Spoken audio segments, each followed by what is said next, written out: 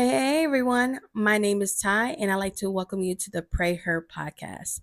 This episode is about let go and let God. Now, you may be thinking, okay, this is something that most people be talking about, but this let go and let God is about surrender.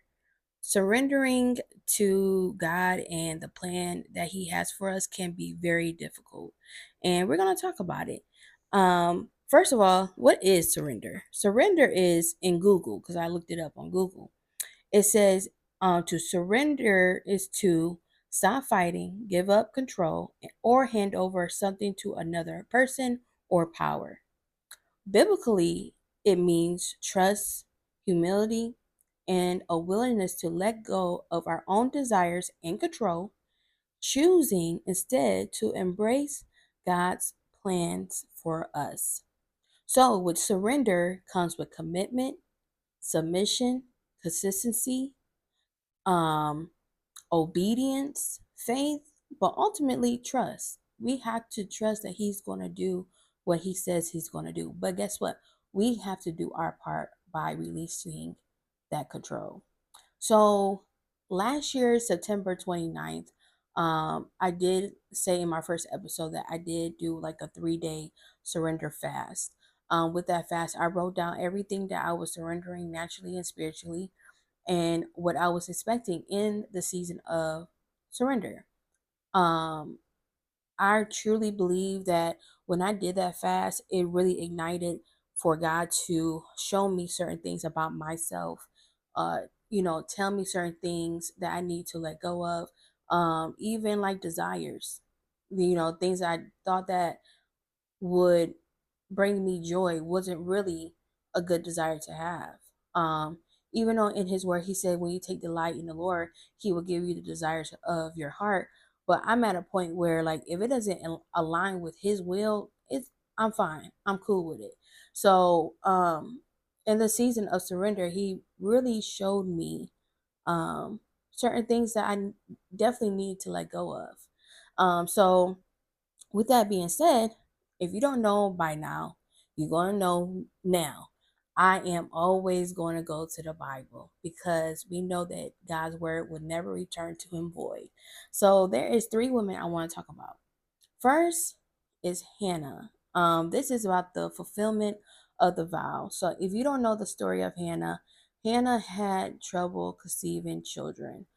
She was married to a gentleman. I cannot pronounce his name. But he had two wives, and Hannah was one of them. But his other wife was able to bear children. But what was so unique about this was Hannah wasn't just looking to have a child. She actually really just wanted to have a son, and she was very specific of what she wanted. And so, um, even though she couldn't conceive children, her husband was very supportive of her. Like, he still loved her because, like, in verse 8, he like literally told her, because she stopped eating because she was grieving. She was very saddened because it even mentioned about the other wife like taunting her about her not having children. And so her husband, literally said in verse 8, he said, "Why are you crying, Hannah?" He said, "Why aren't you eating? Why be downhearted just because you have no children? You have me. Isn't that better than having 10 sons?" So in a way, he was like letting her know, like, I still love you despite of you not able to have children. But yet and still, that was a desire of Hannah. And so in verse 9 through 18, um, like I said, Hannah was really disappointed. She was in grief, but she was still praying to God. She was still begging and pleading for him to give her a son. And she was so, like, basically desperate, I could say, to a point where she made a promise to him. So in verse 11, she said, and she made up this vow, "O Lord of heaven's armies, if you will look upon my sorrow and answer my prayer and give me a son, then I will give him back to you. He will be yours for his entire lifetime. And as as a sign that he has been dedicated to the Lord, his hair would never be cut. So she desired a son so badly to a point she was like, if I can just bear and conceive this child, give birth to this child, guess what? I'll give this child back to you. I will bring this child right back to the tabernacle, and he will live here, and he will grow here. He will serve you fully. Now you might be thinking like, for her to desire something like that so deeply, yet and still she was willing to uh give the son back to him, to God. It's like, okay, that is like a plea, okay? And so in verses 19 through 28, in due time, God definitely granted her request and her plea and gave her a son, and she named him Samuel. So after a year, her husband and the family usually take a annual trip to the tabernacle and to sacrifice and fulfill the vow. However, Hannah wasn't ready. She was still nursing. She wanted to wait until, um, Samuel basically was weaned off. And so in verses verses 27 through 28, um, she like I said, she did wait until he was weaned off, and she did give him to the Lord. Um, So in verses 27 and 28, it says, I asked the Lord to give me this boy, and he has granted my request. Now I am giving him to the Lord, and he will belong to the Lord this whole life. They worshiped the Lord there. She may have started with tears, but she ended in worship. So with that being said, she had the opportunity to bear a son, conceive a son, deliver a son, and still fulfill that vow. Um, if you go into chapter 2 of First Samuel, you'll see the prayer of Hannah, which is verses 1 through 11. But there's four things that stood out to me. So the first thing that stood out to me was her husband's support. Like I said before, he loved her without children, and he still loved her when she did have their son. When she made the choice to wait, in verse 23, he literally said, like, whatever you think that's best, but I pray that the Lord will help you to move forward with your promise, because like he knew this is something that she asked God. This is something that she begged to God. This is something that she deeply desired, to a point she asked, or she made, I'm sorry, a promise, a vow to him. And so what what stood out to me about that is that you may have people that will support you, right? But just know that they're not responsible to let you know when you need to fulfill that vow or that promise that you gave to God. We are responsible when we make a promise to God, and we tell other people like, "Hey, I made this promise to the Lord that I'm going to do X, Y, and Z." Yes, you told them they're going to support you, but at the same time, they cannot make you or not make you fulfill that promise. So we have to really be careful when it comes to making promises to the Lord, because until that time comes, you really don't know, right? And so the second thing that stood out to me is that Hannah was deeply saddened about not having a son. She wanted it so badly, she was willing to take a vow. When we desire certain things, it can cause us to make promises, like I said, just so we can get it. I'm pretty sure, speaking for myself too, I have made promises to God for certain things, like, Lord, if you give me this, or if you bring me out of this, I'll do this, I'll do that. That is making a promise and a vow to God. Did I fulfill it? More times than none. Like, sometimes I didn't fulfill it. Sometimes I did break that promise. So we have to really be careful on when we make promises, if we're able to actually fulfill them.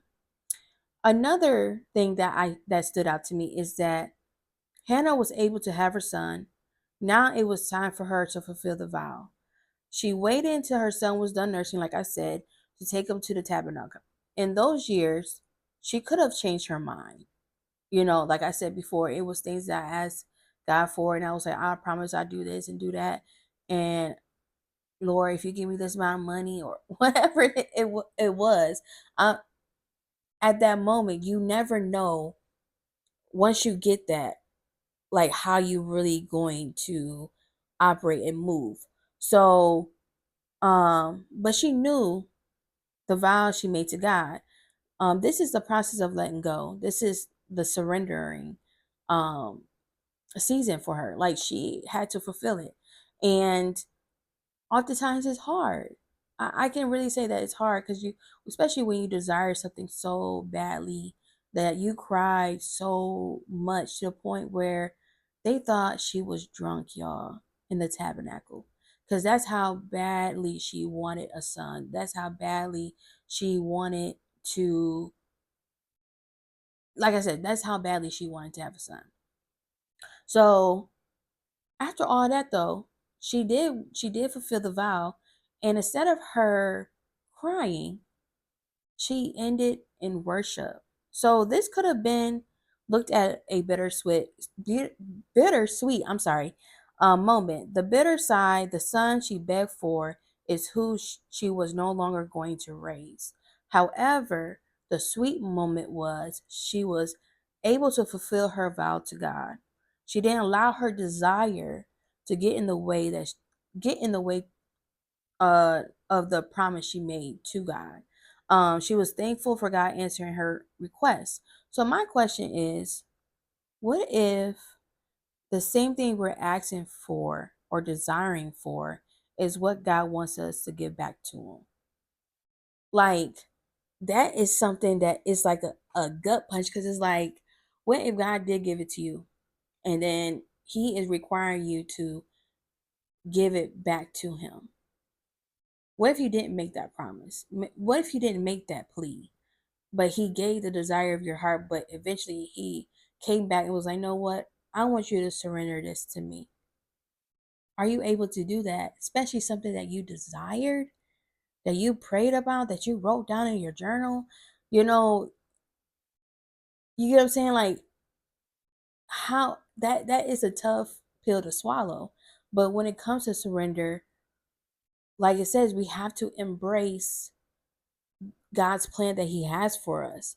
So if he's telling us to surrender this desire to him, that means he has something better, right? So the next um they're sisters, so they're going to be together. It is Mary and Martha. And this is, to me, is about the usage of time. So in Luke chapter 10, verses 38 and 42, literally 5 verses. Yeah, 5 verses. Um, this is a type of event that makes you really dig deep about or self-reflect or self-evaluate how you're using your time, right? So in Luke, like I said, in Luke chapter 10, verses 38 through 42, Jesus and the disciples visit Martha and Mary at their house. Now, if you know, okay, I can speak for me. So when we have like family gatherings and stuff like that, the main thing that we try to do is make sure everything is cleaned up, make sure things are put away, our rooms are clean, the bathrooms, the kitchen. Like we want to, when people come in, we want to have a great first impression. And so that's how Martha was, right? When she knew that Jesus and the disciples was coming to her house, she was like, "Oh, I got to make sure that I prepare the best meal, this, and that, and third." And so in verse 40, it literally says that Martha was so distracted with getting dinner ready, she felt the way about her sister Mary just sitting idle. Now, mind you, Mary wasn't sitting idle. She was at the feet of Jesus with the disciples, learning and growing from, Jesus's teachings. But Martha didn't see it like that because she sees like, okay, we have company here. you should help me to make sure that everybody is well taken care of. So what did Martha do? Martha went to Jesus and was like, can you tell Mary to come and help me, because she just got me in this kitchen making this dinner by myself while she just sitting there with y'all. And so it was the response in verse 41 and 42 that we're about to dig into. So it says, but the Lord said to her, my dear Martha, you are worried and upset over these details. There is only one thing worth being concerned about. Mary has discovered it and will not be taken away from her. So basically, Jesus was like, you worrying about the wrong thing. Like, I understand you want to make us dinner and give us a great hospitality experience, but Mary saw it as an opportunity that she wants to learn more. She wanted to be taught, and you're trying to take that away from her because of what you're trying to do. So, like I said, it's the usage of time. So my question is, have you surrendered time for God? We can say we have a list of things we need to do, deadlines to meet, families to raise, bills to pay, trying to enjoy life. However, we get so sidetracked that we leave God out of it. When we need something from God, we oftentimes have this expectation that He needs to respond with urgency. God is not a God for emergencies. He should be the first and main priority, and you have to set time aside for him. Like I said in my first episode, he's not looking for perfection. He's looking for consistency. He's looking for those that are wanting to be faithful to him and want to be committed to him, submit to him, and take that time aside to spend time with him. Not for you to receive something, but to actually get to know him. And so, again, Martha's hospitality made her miss her opportunity, where Mary saw it as a time to rest, grow, and learn. So, my question is, if Jesus were knocking on your door, what would your response be? Would you say, I'm too busy, we need to reschedule? Would you focus on tidying up? Or would you really take the time to rest in his presence and learn? Time is not on our side. In First Peter chapter 3, verses 8 through 9, it says, but you must not forget this one thing, dear friends. A day is like 1,000 years to the Lord, and 1,000 years is like a day. The Lord isn't really slow about his promise, as some people may think. No, he is being patient for your sake. He does not want anyone to be destroyed, but he wants everyone to repent. So time is not on our side, you guys. Yes, we have heard our grandparents and our great grandparents and our aunties and uncles always saying, like, oh, we know that the Lord's coming, when we were younger. And like, even in around this time, we had that sense as well. But God is so patient with us. He wants us to take the time to get to know him, to accept salvation, to be transformed by the renewing of our mind, to surrender our will for his will, to walk in the purpose that he's given us so he can get the glory. So my question is, what is it that you are surrendering? What is it that you need to surrender? Because one thing I would say we need to do is surrender our time to God. We need to pray, fast, read our word, not just to read our word just so we can tell other people, but we need to dissect it for ourselves. So don't just surrender because you are expecting something. Don't surrender something because you want something or you're desiring something. Be like Mary.